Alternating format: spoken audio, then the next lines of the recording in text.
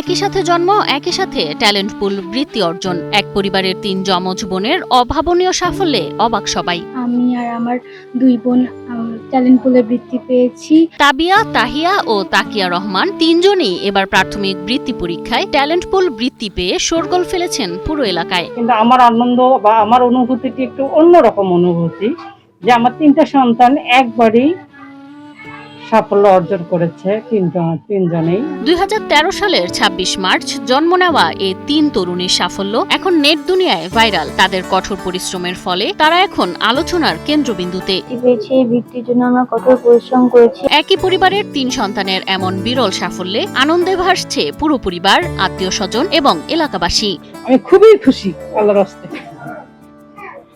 আশা করি ৩জন পাবে, আর ভাবছেন যে ২ জন হয়তো একটা বাদ দিতে পারে, কিন্তু আল্লাহর রহমতে ৩জনেই পাইছে। এটা খুবই খুশির কথা, খুবই ভালো লাগছে।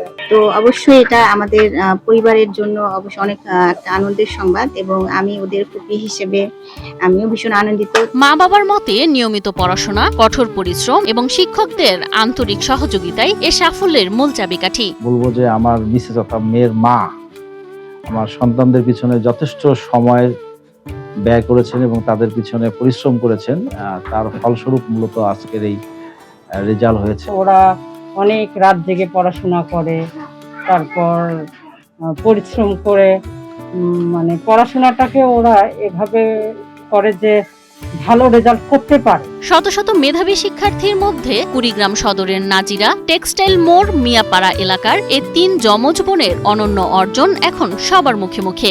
আমাদের এই বৃত্তির পেছনে আমার মা বাবা আর আমার পরিবারের অন্যরা সবাই অনেক খুশি হয়েছে। আমার মা বাবা আমাকে অনেক উৎসাহ দিয়েছিল, আমার স্কুলের শিক্ষকরাও আমাকে অনেক সহযোগিতা করেছে।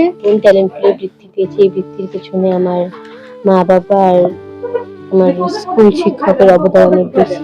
৩ বোনের রয়েছে ৩ রকম স্বপ্ন। বড় হয়ে ভিন্ন ভিন্ন পেশায় যেতে চান তারা। এই বৃত্তিটা পেয়ে আমি সত্যি অনেক খুশি হয়েছি। আমি বড় হয়ে একজন ডাক্তার হতে চাই, আমার জন্য দোয়া করবেন সবাই। আমি বড় একজন বিজনেসম্যান হতে চাই, আপনারা আমার জন্য দোয়া করবেন। আপনারা আমার জন্য দোয়া করবেন যেন আমি ভালো কিছু করতে পারি বড় হয়ে। তাদের এ সাফল্য প্রমাণ করে স্বপ্ন, পরিশ্রম আর পরিবারের সমর্থন থাকলে কোনো কিছুই অসম্ভব নয়।